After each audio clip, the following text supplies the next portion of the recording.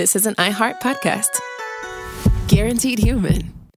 Lowe's knows Sundays are for football, so tackle your home improvement projects by Saturday and earn your Sunday with great deals on LG and Bosch appliances, select Bounty and Swiffer cleaning products, and more.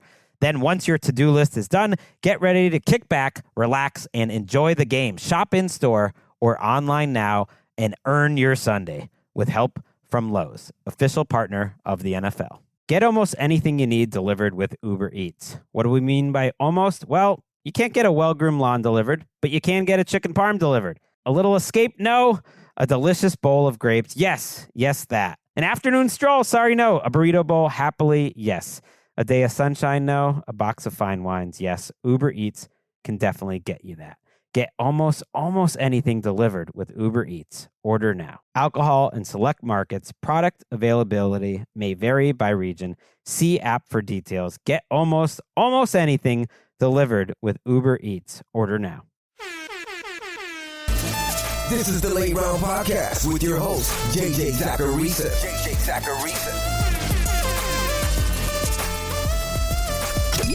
What's up, everyone? It's JJ Zacharisa, and in this episode 1066 of the Late Round Fantasy Football Podcast. Thanks for tuning in. I'm really excited that my voice is finally back to normal. You don't have to hear me apologizing for it anymore. Though I do apologize in general because people have let me know that my voice is kind of annoying. So I'm sorry about that. Anyway, it's week 15. The fantasy playoffs are here. And I asked Twitter over the weekend if you guys still want me to do buy and sell transactions. Because trade deadlines, they're definitely past in your redraft leagues at this point. And the majority of people told me to just do adds and drops. I've got a hold transaction for you this week too. So over the next 3 weeks, the 3 final 15 transaction shows of the year, I'm just going to be talking adds, drops, and holds. Now let's get to these transactions. Add Luther Burden. Now I've talked about Luther Burden quite a bit this year. But this is the first time on this show, this 15 transaction show, that I'm doing so with an injured Rome Odunze. Because last week when I did this episode, Rome Odunze was seemingly healthy. But he's got a stress fracture in his foot. He's going to be sidelined for not days, but weeks. He missed week 14, and Burden, unsurprisingly, saw his highest target share of the season at 21%. He also led the Bears in receiving yards with 67. And no, I'm definitely not going to say it. I am not going to say it. But there's a very real chance that Odunze misses more time. Some estimates out there have been 3 to 5 weeks with this injury. That'd be huge for Luther Burden. The downside here, though, is that Chicago doesn't have this amazing fantasy playoff schedule. They have games against Cleveland, Green Bay, and San Francisco. Don't get me wrong, there are worse matchups out there. It's just that this isn't lining up absolutely perfectly for Luther Burden. Even still, I think is a clear down the stretch breakout candidate. He should be rostered everywhere. Add Chris Rodriguez. So Chris Rodriguez is still available in over 60% of Yahoo leagues. That's despite the fact that he's averaged 12 carries per game over his last 3. He's been Washington's early down back. And yeah, Rodriguez is mostly a 0 as a pass catcher. He's had 2 targets all season long. But here's the thing. Washington, they get the Giants, Eagles, and Cowboys over their final 3 games. Maybe Philadelphia is going to be a tougher matchup, and maybe they won't see a positive or neutral game script against them. But he could be usable at least this week against New York, and maybe week 17 against Dallas. In 10-team leagues, I don't think Rodriguez is that much of a necessity. In a 12-teamer or a 14-teamer, he should be rostered. He should at least be stashed, even if you're just blocking your opponent by having him on your bench. Hold Emeka Egbuka. From Sunday afternoon through Monday morning, I had 4 separate messages from people about Emeka Egbuka and whether or not they should drop him.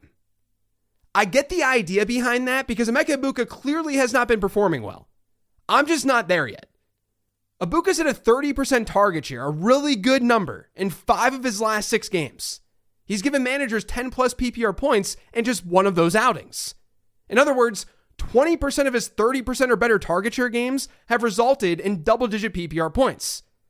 Across the entire NFL wide receiver population, that rate of getting 10 or more PPR points on a 30% or better target share is 80%. So the question is, what the heck is going on? Why has Emeka Egbuka played like this? And the simple answer to that is just conversion. Egbuka has caught 40% of his targets since week 5. Just for some context for how bad that actually is, across every season since 2011 among wide receivers with 50 or more targets, and Egbuka has 72 over this time frame, we've only seen 9 wide receivers with a sub 40% catch rate. Now, Egbuka likely won't finish the season with that low of a catch rate. His rate right now is 49%. It just goes to show how incredibly awful that number actually is. Now, some will see this as a sign that Egbuka is not playing very well, and that's certainly a piece of this. You probably saw his drop touchdown in week 14. But I also see this as something that will eventually more than likely regress. According to Fantasy Life data, pre-Monday Night Football, there have been 107 wide receivers who have run 100 or more routes since week 5. Egbuka ranks 105th among that group in catchable targets rate. Fewer than half of his looks have actually been catchable. And the wild part is that the 2 players ranked below him, Arian Smith and Isaiah Bond, they have average depth of targets above 20 yards. Egbuka's during this time is 12.5. Deeper targets are naturally going to be more inaccurate. Now, this isn't something I haven't said before. I've talked about this on 10 Trends episodes in the past. Maybe you think that I'm just doubling down on a bad take, because in the past, I did say that things would regress, and things clearly have not regressed. But really weird stretches like this can happen with players. It's been bad for 8 games. Now, a couple of those games, there was an injury involved. But me saying that things will regress eventually, that might not be reassuring. And not only that, Mike Evans could be back this week. But maybe that's exactly what Emeka Egbuka needs. Less pressure on him could lead to easier coverage. That could up his catchable targets rate.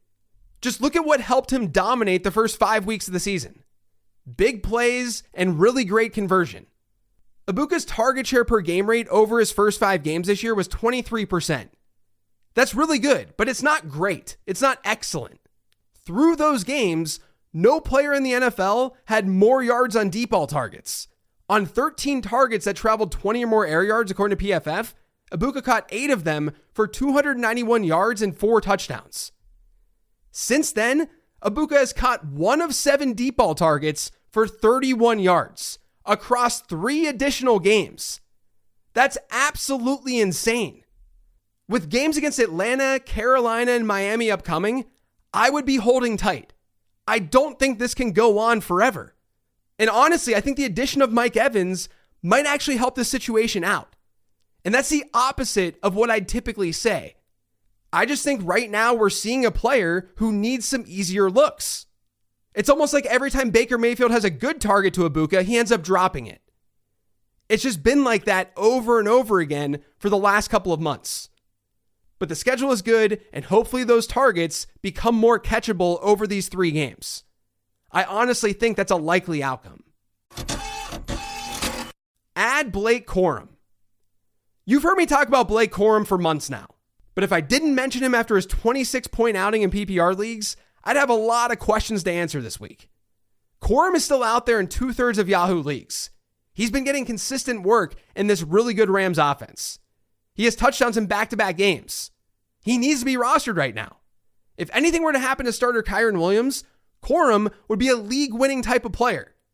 Now, to be clear here, Corum's peripherals are not like amazing right now. He's actually been below a 40% running back rush share in 3 straight games. And on the season, he only has 11 total targets. Corum can really feast on bad defenses and when the Rams are in these positive game scripts. And one thing to keep in mind is that over their next 2 games, the Rams get the Lions and the Seahawks. On the projection front, we're going to like Kyren Williams a little bit more than usual in terms of just general workload, not necessarily fantasy production. The potential for closer games means the potential for less garbage time. And those 2 matchups are not a cakewalk. But I'm going to say this one more time this year. Add Blake Corum. Add Jalen Wright. So one of the reasons I'm not a huge early season handcuffer is because we just don't know. Even late in the season, we sometimes just have no idea who the backup running back actually is. Many of you, including myself, probably thought that Ollie Gordon was the RB2 of Miami. That if Devon Achane went down, Ollie Gordon would absorb a lot of work. That was not the case in week 14. Achane left Miami's game early because he had a ribs injury. And it was Jalen Wright who ended up playing over 70% of the Dolphins' offensive snaps after that injury. He carried the ball 24 times and rushed for over 100 yards. Now, this could just be one of those situations where they just wanted Jalen Wright to get some run. That in any other circumstance, they would have gone to Ollie Gordon. We don't know. But I think based on what we saw last week, we'd probably want Jalen Wright if Devon Achane were to miss time. The good news, though, it doesn't sound very serious for Devon Achane. So you don't have to be super aggressive and getting Wright off the waiver wire this week. But I would still add him just in case. Drop Troy Franklin. This has been an unbelievably weird season for Troy Franklin. At one point, he was the clear-cut top wide receiver for the Broncos. Now, he's comfortably playing behind both Courtland Sutton and rookie Pat Bryant. If you're in a deeper league, even some 12-teamers, dropping Franklin, not as necessary. But if you need bench space, it's not that crazy to let him go. He has 32 yards over his last 2 games. He had a season-low 40% route share this past week. Are you really going to trust him in week 15 against Green Bay? Probably not, which means you're crossing your fingers that we see a shift in usage this week. And the only reason in my eyes that would happen is if last week's route share was basically due to injury or something. Even then, you're then dealing with a fringe rosterable player with some sort of ailment. That's not very fun to have on your roster either. And then on top of all that, in week 17, championship week, they get a tough matchup against Kansas City.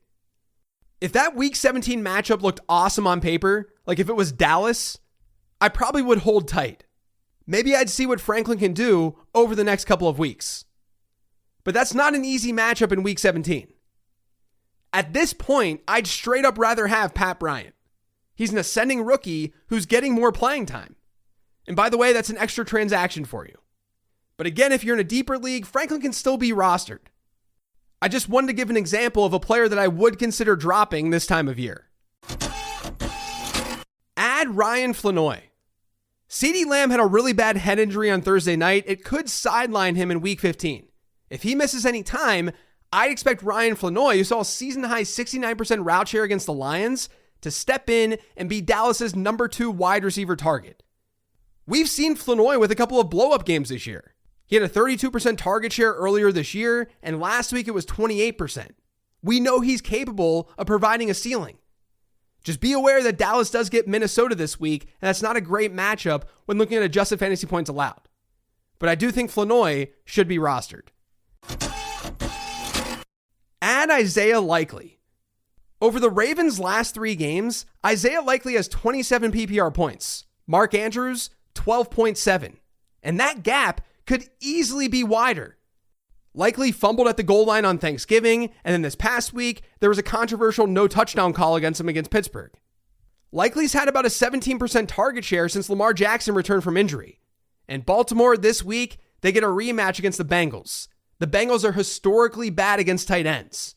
So even if you don't want to use Likely long term, you can definitely use him this week as a streamer. Add Harold Fannin. I feel like I have to bring up Harold Fannin once again because he's been balling out with Shedeur Sanders. Over the last 3 games, all with Sanders, Fannin's first in the NFL in tight end target share. He's top 15 in tight end air yard share, which is crazy because we know he gets those lower A-dot looks. He's even top 15 in raw routes run per game. That's on a run-heavy team. With 15 PPR points per game over this time period, you have to feel pretty good about Harold Fannin rest of season. And shout out to Harold Fannin's mom. If you know, you know. Drop Xavier Worthy. So when you're thinking about whether or not to drop a player at this stage in the season, you have to ask yourself 2 main questions. Are you ever going to use that player in your starting lineup? And can an opponent find utility from that player? With Xavier Worthy, I'd imagine in most 10, 12-team leagues, the answer to that first question is no. Or at least, I hope you have better wide receivers than Xavier Worthy. Worthy's averaging just 8.9 PPR points per game this year. Even if you remove that week 1 outing where he scored 0 points because he got hurt, he's at just 9.8. It's been 4 weeks since his target share was above 20%. And here's the deal. You're probably not going to comfortably play him week 15 against the Chargers. If he has a good game, Maybe you'll throw him out in your lineup in week 16 against the Titans. Maybe. But then he gets the Broncos in week 17. It's not the best lineup of games for Xavier Worthy. And given his name brand, you may even find some usefulness in sabotage dropping him. You let him go, you let another team pick him up, and then that other team uses him and doesn't get that much production. Because Xavier Worthy has not given us that much production. Maybe he surprises, but I don't think that production is going to be very predictable. But look, like Troy Franklin, deep leaguers, you don't have to make this move. And hey, Worthy might have a little bit of handcuff viability with him. An injury to someone like Rashee Rice could up his volume. Maybe that's a reason you want to keep him around. I just want to give you guys some options, and I also want to provide the thought process on what I'm thinking about when I'm dropping players this time of year. Add Bam Knight. So I had talked about Trey Benson being a highly volatile buy candidate earlier this season, and that looks like a giant L because the news surrounding Trey Benson has been really bad. They only have a couple of days left to activate him. Otherwise, he's done for the season. He's going to stay on IR. And Adam Schefter, he reported over the weekend that there's a real chance Benson just stays on IR. Without Trey Benson, Bam Knight has turned into the early down running back for the Arizona Cardinals. He's now seen running back rush shares of 67%, 69%, and 70% over his last 3 games. Those are all solid numbers. He's had an 11% target share per game rate during that time. Now, Amari DeMarcado has been sidelined, but I think DeMarcado hurts Michael Carter more than he does Bam Knight. Now, Arizona does get a tough matchup this week against Houston, but they finished the year against Atlanta and Cincinnati. The Falcons have struggled defensively since the first chunk of the season, and the Bengals, they're the easiest matchup for fantasy running backs when looking at adjusted fantasy points allowed. Add AJ Barner. Elijah Arroyo left Sunday's game with a knee injury. His status right now at the time of this recording, totally up in the air. If he is sidelined, we might see more AJ Barner. He's averaging 19% target share per game rate over his last 4. And Seattle, according to my numbers, they have a top 5 schedule for tight ends in the fantasy playoffs. They get the Colts and the Rams over the next 2 weeks, and both of those teams rank as top 10 opponents this season by adjusted points allowed to tight ends. So we might see some production from Barner over the next couple of weeks. Add Marcus Mariota. So look, I'm of the belief that if a player's healthy, he's gonna play. This is their job. They play football for a living. They want to be out there on the field, especially a quarterback, because for a quarterback to be an NFL quarterback, he's got to have some sort of ego, right? I think Jaden Daniels would love to play. But after that injury scare in week 14, I don't know if Washington's going to throw him out there again. So if Daniels is out, Marcus Mariota becomes a really intriguing option. The Commanders, they get a solid matchup against the Giants in week 15. New York's a fringe top 10 opponent for quarterbacks this year by adjusted points allowed. Now in week 16, they do get Philadelphia. That might be a tough matchup. But the Commanders finish their season against the Cowboys in week 17. That's the best possible matchup for quarterbacks on paper.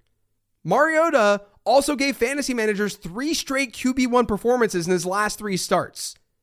During that time, he averaged 42 rushing yards per game. The wide receivers are now healthy again. I know Zach Ertz isn't, but Terry McLaurin is.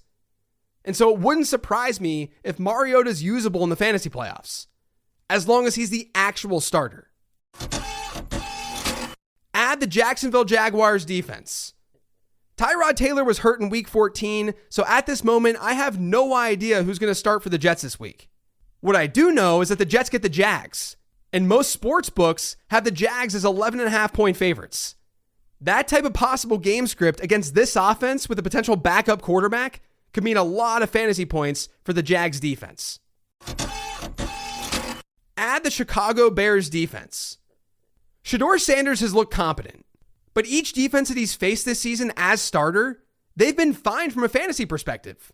He faced a bad Raiders D, and Vegas scored 5 standard fantasy points. That's their highest total over their last 4 games. Then in week 13, it was San Francisco. The 49ers were comfortably a top 10 defense against the Browns. This past week, it was Tennessee. We know this Tennessee defense is not anything special, but they saw their highest pressure rate of the season against Cleveland. This week, the Bears get the Browns. They're 7.5 point home favorites, and Cleveland has a team total of 16.5 points. So Chicago, they're a decent streamer. That's it for today's show, though. Thanks to all of you for listening. If you had subscribed to the Late Round Fantasy Football Podcast, make sure you are by searching for it pretty much anywhere podcasts can be found. And don't forget to follow me on Twitter and on Blue Sky at Late Round QB. Thanks for listening, everyone. I'll talk to you tomorrow with the weekly 10 Trend Show.